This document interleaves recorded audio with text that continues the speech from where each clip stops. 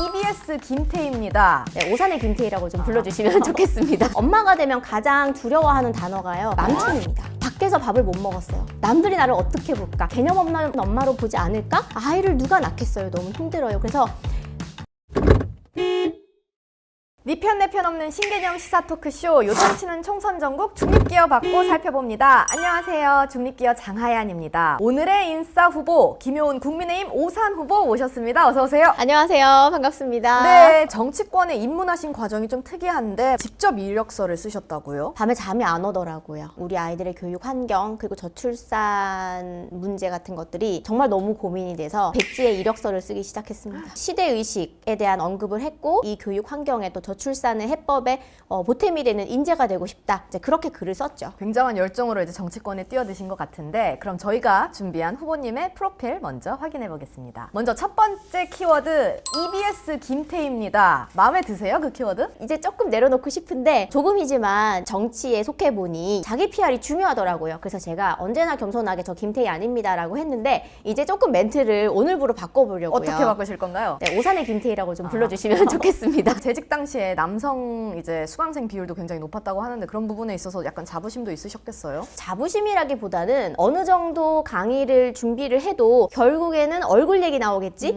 외모 얘기 나오겠지? 이런 부분들 때문에 열심히 노력한 부분들이 묻혀지는 것이 좀 안타까웠고 이번 우리 선거에서도 제가 그런 부분보다도 똑부러지고 야무진 사람이구나라는 그런 인식, 좋은 정책을 준비했구나라는 그런 인식이 외모보다 좀 더 많이 알려줬으면 좋겠다라는 욕심이 있습니다. 다음 키워드 자수성가입니다. 학원도 거의 없는 경북 영천 시골 출신인데 영어 교육 분야 최고가 되셨어요. 여기까지 오는 동안 좀 과정이 어떠셨나요? 많이 배고팠죠. 사교육 현장에서 이름을 알리고 성장해오는 그 과정이 많이 배가 고팠고 힘들었고요. 하지만 영어를 좋아해서 공부를 했던 그 시작에는 제 중학교 때 은사님, 영어 선생님께서 계셨고 고등학교 때 선생님께서도 계셨고 과정은 솔직히 저는 행복했다. 뭐 이렇게 두 가지 정도 있습니다. 한때는 사교육에 몸담으셨었는데 이제 공교육으로 넘어오신 지 좀 됐잖아요. 사교육에서 공교육으로 옮겨가신 이유가 있으셨어요? 옮겨가는 이유라기보다도 처음부터 목표가 EBS 영어 강사, KBS 굿모닝 팝스 진행자 이 두 가지가 제 인생의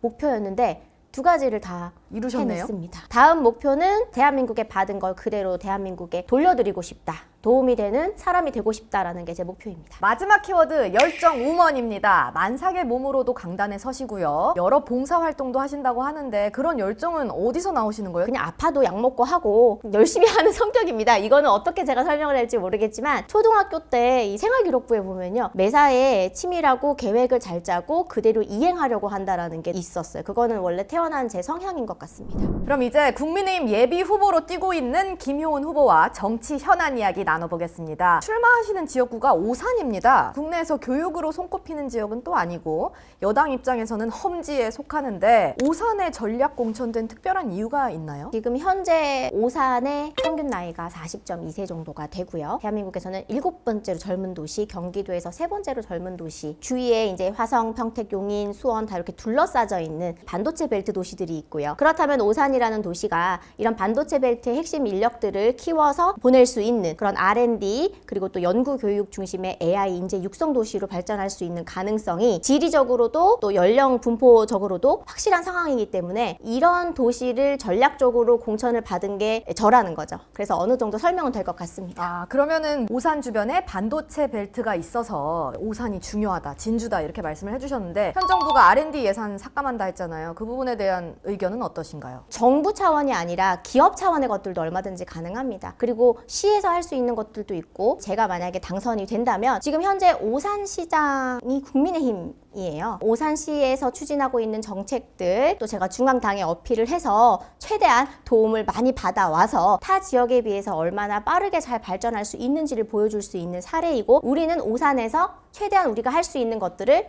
해내고 이 R&D 센터도 만들고 R&D 센터는 실제로 아주 유명한 기업이 또 들어오겠다고 또 업무 협약을 했기 때문에 현실화가 됐고요. 그리고 또 세교 지역의 AI 마이스터고도 2026년에 개교를 하기 때문에 정부의 어떤 기조와 전혀 영향을 안 받을 순 없겠지만 그래도 시 자체에서 이미 이루고 있는 것들이 있기 때문에 분명히 이 반도체 벨트의 중간에 있는 중심 도시의 역할을 할 수 있고 이미 현실로 이루어지고 있는 것들이 분명히 있습니다. 민주당 안민석 의원이 5선을 한 지역구잖아요. 시민들 만나보면 민심 좀 어때요? 정말 솔직하게 말씀드려도 네. 될까요? 그럼요. 투표하기 싫다고 하시는 분도 계세요. 오산에서 쭉 열심히 살아오고 또 이 안에서 또 활동을 하셨던 분들도 계시는데 양 당에서 다 전략공천이고 토박이가 아닌 분들이 오셔서 속상하다라고 하시는 분들도 솔직히 계십니다. 근데 그런 이제 시민분들께는 어떻게든 제가 그래도 정말 잘하고 열심히 공부하고 열심히 경청해서 가장 낮은 곳에서 섬기겠다. 제가 이렇게 말씀을 드리면서 진심을 좀 봐달라. 이렇게 이제 설득도 많이 드렸고 그리고 꼭 바꿔주세요 하고 손 꼭 잡고 이렇게 눈물 흘리시는 분들도 계셨고 여러 가지 다양한 그런 반응들이 있었어요. 교육 전문가시잖아요. 그래서 교육 분야 관련 질문 준비해봤습니다. 좋은 대학, 좋은 직업이 교육의 목표가 된 지가 오래됐습니다. 교육제도, 교육 방식도 그것을 위해서 맞춰져 있다라는 생각이 드는데요. 이 부분 문제 있다고 보세요? 그런 문제의식을 갖고 있기 때문에 제가 지금 이 자리에 있는 것이기도 하고요. 댓글들을 좀 보다 보면요. 참 가슴이 아팠던 댓글 중에 하나가 그냥 정시 100% 가자. 이거는 불공정하다. 과연 아이를 키우는 부모의 입장에서 정시 100% 그냥 듣기에는 공정해 보이지만 절대 공정하지 않습니다. 우리가 어떤 직업에 정말 딱 어울리는 인재를 키워내야 되는 게 이 사회의 숙제이잖아요. 이렇게 획일화된 등급과 점수로 매겨진 이 입시 제도가 우리 아이들을 바르게 성장시키는데 과연 맞는 방법일까라고 생각을 해보시면 당연히 아니라고 우리는 결론이 얻어지는 건데 그것 때문에 2028 대입제도 개편안이 나온 것이고 그런데 이것에 대한 이해와 공감이 지금 교육 현장에선 전혀 이루어지지가 않기 때문에 실제 교육 현장에서 이 준비를 제대로 못하고 있어요. 그런 부분들을 저는 좀 앞장서서 개선을 해나가고 싶습니다. 사교육 시장이 굉장히 비정상적으로 커져 있잖아요. 이 부분은 좀 문제라고 보세요? 양육비가 너무 많이 들잖아요. 교육비가 정말 많이 듭니다. 아무리 저렴하게 하려고 해도 결국에는 여러 가지 면에서 사교육비가 좀 많이 드는데 공교육을 좀 이 체질 개선을 해야 됩니다. 그런데 우리가 공교육을 강화하자라고 하면 모든 화살이 교사들한테 돌아가요. 수업 준비 좀 더 하고 수업 좀 잘해. 학원 강사보다 잘해야지라고 하는데 실제로 학교 생활을 해 본다면 그런 말이 진짜 쏙 들어갈 수밖에 없는 게 불필요한 행정 업무라든지 근무 환경이 그렇게 녹록지 않습니다. 공교육 현장의 어떤 업무의 체질 개선부터 좀 해야 되겠다라는 그런 생각을 전 좀 갖고 있습니다. 네, 지금 말씀해 주신 거는 어떻게 보면은 약간 진보 진영에서 내세우는 교육관과 좀 맞닿아 있다고 생각이 드는데 지금 현 윤석열 정부는 의대 정원 확대 얘기가 지금 있잖아요. 직장인 특별반까지 만들어졌다고 하더라고요. 후보님께서 말씀하시는 그런 교육이 추구해 가야 하는 방향과 좀 대치되잖아요. 사교육 시장이 켜진다라기보다는 과도기에 들어가는 좀 어떻게 보면은 일시적인 현상이다라고 저는 생각합니다. 우리가 교육 정책이 바뀔 때마다 정말 그렇게 충격들을 다 현장에선 받아오잖아요. 저는 이해찬 1세대거든요.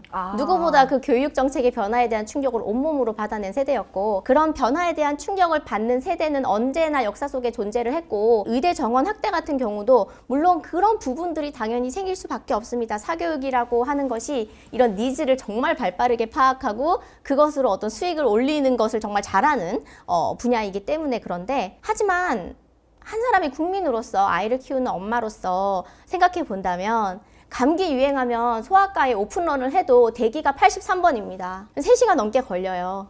그리고 아이가 너무 아픈데 소아과 응급실도 정말 드물잖아요. 열이 펄펄 끓어서 우는 아이를 안고 종종 걸음하는 엄마들을 생각한다면 이것은 불가피하다고 생각합니다. 네, 알겠습니다. 자, 그러면은 이번에는 주제를 바꿔서 요즘 한국 사회는 저출생이 심각한 문제입니다. 좋은 것만 해주고 싶은 게 부모 마음인데 현실적인 문제 때문에 결혼을 하고도 비출산을 택하는 사람들이 되게 많아요. 어떤 부분의 지원이 가장 먼저 필요하다고 보세요? 이 저출생 문제를 해결하기 위해서? 여성의 이 경력 단절이라든지 육아에 대한 어떤 어려움, 막연한 어떤 고통에 대한 두려움 때문에 또 망설이는 분들이 사실은 정말 제일 많아요. 사회적인 인식이 좀 개선이 돼야 되거든요. 엄마가 되면 가장 두려워하는 단어가요. 맘충입니다. 식당을 가도 저도 아이가 5살인데 2살, 3살 이럴 때는 밖에서 밥을 못 먹었어요. 남들이 나를 어떻게 볼까? 개념 없는 엄마로 보지 않을까? 그런데 모든 여성이 그렇게 생각을 하니까 아이를 누가 낳겠어요? 너무 힘들어요. 그래서 다른 테이블에 앉아 계신 손님들이나 혹은 동료 시민들께서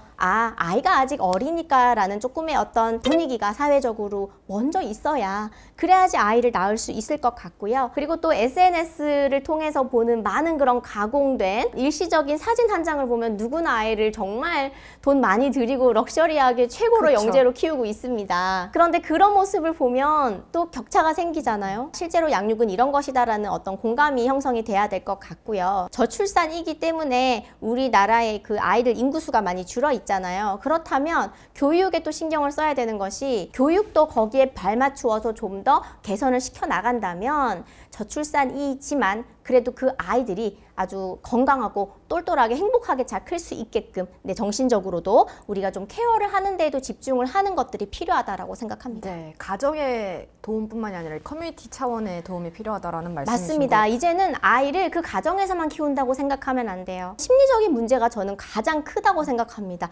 맘충, 노키즈존 이런 단어들이 너무나 보편화되어 있기 때문에 굳이 내 몸 아파가면서 맘충되고 싶은 여자가 어디 있겠습니까? 출산 이후에 아까 언급을 해주셨듯이 경력 단절이 여성들한테는 그 임신을 망설이는 큰 이유 중에 하나일 것 같은데요. 이제 엄마와 아내로서 느끼는 여성의 경력 단절 문제를 해결을 하려면 이제 남편분들은 좀 어떻게 하는 게 좋겠다라고 생각하세요? 남편도 진짜 힘듭니다. 네. 남자들도 진짜 힘들어요. 가장이거든요. 돈 열심히 벌어야 되지만 아내가 집에 오면 파김치가 되어 있으니까 육아도 도와줘야 되고 또 많은 그런 연구 결과에서 보면은 엄마가 주로 이제 놀아주고 육아를 한 아이와 또 양 부모가 다 비슷하게 관심을 가져준 아이랑 인지 능력에서 차이가 난다라는 그런 연구 결과들도 언론에 많이 나와 있어요. 그런 것들을 우리가 또 알게 된 이상 아빠의 육아 참여라는 것도 점점 이제 압력이 가해지는 시대거든요. 그래서 네. 아빠들도 힘들어요. 그래서 저는 생각을 한 것이 가장 엄마가 힘든 시기에 출산 이후에 적어도 한 달 정도는 양육을 도와줄 수 있는 휴가를 한 달 이상은 법적으로 지정을 해야 되지 않나라는 그런 생각이 들고요. 좀 마음 편하게 양육에 참가할 수 있는 그런 사회적인 제도의 보완이 필요하다라고 저는 생각을 합니다. 자, 그러면은 여당 이야기로 넘어가 보겠습니다. 국민의힘 비례 순번이 조금 문제가 되고 있잖아요. 비례 순번 갖고 싸우는 거 이제 시민 입장에서는 그렇게 달갑지는 않거든요. 어떻게 평가하고 계세요? 순번을 정하느냐가 사실은 너무나 중요한 일이기 때문에 그게 자연스럽게 무르르듯 슉 가는 게 더 이상한 거 아닙니까? 숙고해서 해야 되는 만큼 그럼요. 의견의 차이 분명히 있을 수 있다고 저는 생각하고요. 어떤 현안에 대해서 토론을 할 때 서로에게 공격을 한다고 생각을 하거든요. 당연하게 협상하고 조정하는 순서대로 저는 가는 거라고 보고 있습니다. 네, 근데 반론 입장에서 하나만 더 질문을 드리자면 자기 사람을 꽂으려고 하기 때문에 이제 갈등이 불거진 거다라는 시각도 있잖아요. 그거에 대해서는 좀 어떻게 보세요? 자기 사람이다라는 것보다 순번을 좀 더 앞으로 와야 되는 사람이다라고 할 때 이 분들의 당과 국민에 대한 헌신한 바가 있잖아요. 근데 그거 사실 무시할 수가 없거든요. 국민들에게 지금까지 얼마나 우리 당을 대변해서 기여를 했느냐라는 걸 가지고 이야기를 해야지 내 사람 꼽기다? 저는 누구의 사람입니까? 저는 이력서를 썼고 네. 저 공천 받았습니다. 저도 누구의 사람입니까? 그건 아니었거든요. 네, 그래서 저는 그렇게 보지 않습니다. 네. 자, 인싸의 전당에 오신 분이라면 누구나 거쳐가는 코너입니다. 인싸 판독기 시간인데요. 김효은 후보님의 솔직한 답변 기대하겠습니다. 네, 나에게 네. 중요한 것은 1번 수험생, 2번 유권자. 네, 오늘자 기준으로 하겠습니다. 가장 중요한 것은 유권자. 네. 오늘자 기준이라고 하셨습니다. 오늘자입니다. 네. 그럼 내일자는 좀 달라지나요? 선거 이후에 둘 다 챙기겠습니다. 네, 알겠습니다. 네. 자, 그럼 두 번째 문제. 나의 출마로 강의를 못 보게 된 학생들에게 1번 미안하다, 2번 안 미안하다. 어떻게 안 미안할 수가 있죠? 조금만 저에게 기회를 주시면 여러분들에게 더 좋은 교육 환경과 저출산 문제를 해결하는 그런 좋은 정책으로 그 몇 배로 제가 여러분들에게 더 좋은 환경 만들어 드리기 위해 노력하겠다라는 약속을 꼭 드리고 싶습니다. 자, 다음 중 더 힘든 것은 1번 육아, 2번 강의, 3번 정치. 네, 오늘자로는 3번입니다. 그러면 오늘자 아니고 평상시를 다 감안한다면요? 육아 정말 힘들었어요. 그런데 저 진짜 말씀드리고 싶은 게 예. 주변에 이렇게 좀 아이를 안 낳은 우리 젊은 여성 친구분들, 후배들한테 아기 낳을 거야? 그러면 거의 다 나 안 낳을래요 이래요. 그런데 제 주변에 아이를 낳아서 키우는 사람들한테 물어보면 왜 안 낳아? 이렇게 예쁜데 라고 해요. 아이는 정말 보물이고요. 아이가 없었다면 저는 아마 무관심하게 세상에 무관심하게 나 하나만 그냥 챙기고 살았을 것 같아요. 제가 이렇게 사회 문제와 정치에 관심을 가지게 된 것도 제가 엄마이기 때문이다. 네, 아이는 정말 보물입니다. 낳아보세요. 네. 정말 예쁩니다. 네, 마지막 문제. 둘 중 하나만 고른다면 1번 내 고향 영천, 2번 정치인 문제 오산. 알겠습니다. 이 이는 많은 걸 지금 담고 있습니다. 알겠습니다. 네. 정답은 몇 번? 네, 2번. 2번. 네. 인싸의 전당 이제 마지막 시간입니다. 라스트 원미닛 코너인데요. 김효은 후보님께 저희가 딱 1분 드리겠습니다. 한동훈 총괄선대위원장에게 1분 동안 가감없이 하시고 싶은 말씀 하시면 됩니다. 시작! 안녕하세요. 김효은 후보입니다. 네, 예전에 며칠 전에 오색시장에서 많이 힘드시죠? 라고 살짝 저에게 여쭤보셨는데 제가 군기가 바짝 들어서 아닙니다. 더 열심히 하겠습니다. 라고 얘기를 했었는데 사실은 좀 힘든 건 육체적으로 힘든 건 사실입니다. 하지만 비대위원장님께서 죽더라도 서서 죽겠다라고 하셨듯이 저도 눈 한 번 깜빡거리는 시간이 아까울 정도로 모든 걸 쏟아붓고 있고요. 꼭 좋은 결과로 국민의 삶에 보탬이 되는 그런 결과를 안고 돌아오도록 하겠습니다. 우리 모두 열심히 싸우겠습니다. 바쁘신 와중에 시간 내주셔서 너무 감사합니다. 저희 구독자분들께 소감 한 말씀 부탁드릴게요. 중립기어라는 그 프로그램 명에 맞게 다양한 어떤 시각의 질문들과 답변이 오갈 수 있어서 정말 감사하고 좋은 시간이었고요. 4월 10일 꼭 투표해 주십시오.